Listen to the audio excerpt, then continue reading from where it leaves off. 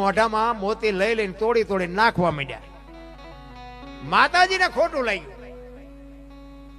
કે ગમે એમ તો વાનરની જાત ને આને શું હારની કિંમત હોય. કે હનુમાન શું કરે? કે હું મારા રામ ગોતું છું. કે એમાં રામ હોય તો કે રામ નો હોય મારે રાખીને કરવાનું શું? રામ નો હોય મને કાંઈ ન ખપે. માં તારા હારની ગમે એટલી કિંમત હોય, જેમાં રામ હોય એમાં જ હનુમાન હોય.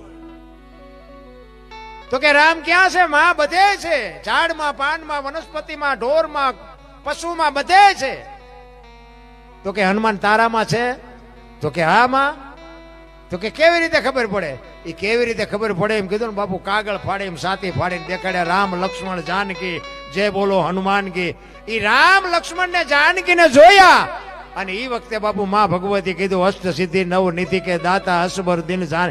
વાહ હનુમાન, વાહ હનુમાન. હું એનું અડધું અંગ છું. હું નથી હજી આટલો ભજન કરી શકી અને તે આટલું ભજન કર્યું.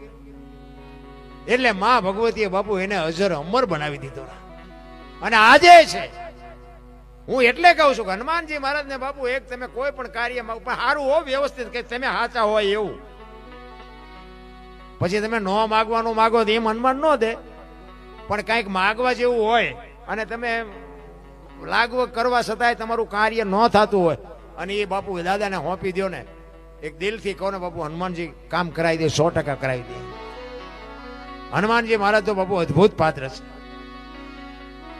હનુમાનજીનો જન્મ થાય અને માં ભગવતી અંજની માં પૈપાન કરાવવા ખોળામાં લીધું ને, અને અંજની માં બાપુ આંખમાંથી આહુડા પડવા માંડ્યા અને હનુમાનજી બાળ સ્વરૂપે ખોળામાં છે અને વિચાર કરે કે દીકરો આવ્યા પછી માને ગમે એટલા દુઃખ હોય તે ભૂલી જાય. આ તો કે હું અભાઈ ગયો કેવો, હું આવ્યો ને માની આંખમાં આવું. ઈ કે માં હું કેટલો અભાગ્યો કે મારો જન્મ થયો ને તારી આંખમાં આહુડા. માં કે બેટા તું અભાગ્યો નથી, અભાગણી હું છું. કે કેમ? ઈ કે મને એવા હરાબ છે ને કે તને ભગવાન દીકરો નહીં આપે અને દીકરો આપશે ને તો હવા પોર દી ચડશે ને તારો દીકરો મરી જશે. એટલે તું ઘડી બે ઘડીનો મહેમાન છો. હમણાં સૂરજ નારાયણ ઉગશે અને હવા પોર ચાહે તો તું વયો જઈશ. ઈ તેથી હનુમાને બાપુ હુંકાર કર્યો. ઈ કે ઉગવા દઉં તો હવા પોર ચડે ને. અને ત્યાંથી હળી કાઢીને બાપુ હનુમાનજી મહારાજે સૂર્ય ભગવાનને કેદ કરી લીધા.